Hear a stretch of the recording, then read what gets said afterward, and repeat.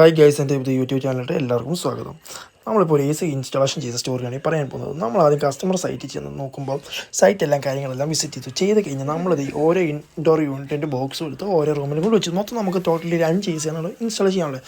പിന്നെ നമ്മളൊന്നും നോക്കില്ല, പട്ടപ്പെടാന്ന് പണി തുടങ്ങി.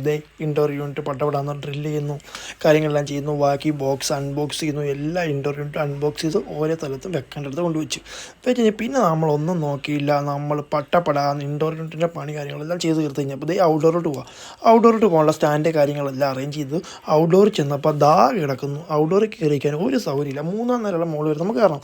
പിന്നെ നമ്മൾ കയറി നിൽക്കാൻ പറ്റിയ ഒരു സൗകര്യം നമുക്ക് ഓൾറെഡി ഉണ്ട്.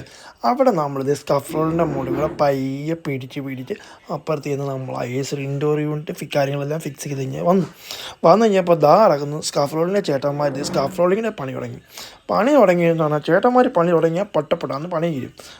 പകുതി മുക്കാലും പണി തീർന്നു. പിന്നെ നമ്മളൊന്നും ഔട്ട്ഡോറിൽ കയറി ഔട്ട്ഡോർ ബാലൻസ് ചെയ്യുന്ന ഔട്ട്ഡോറും സെറ്റ് ചെയ്ത് വയറിങ്ങും കാര്യങ്ങളും കൊടുത്ത് ഡ്രില്ല് ചെയ്ത ഹോളും അടച്ച് നല്ല റെഡിയാക്കി പയ്യെ ആ പൈപ്പിൽ കൂടെ പയ്യെ താഴെ നോക്കുമ്പോൾ 4 ഔട്ട്ഡോർ അന്തസ്സോടെ ഇരിക്കുന്നു. അപ്പോൾ okay, bye bye, thank you guys.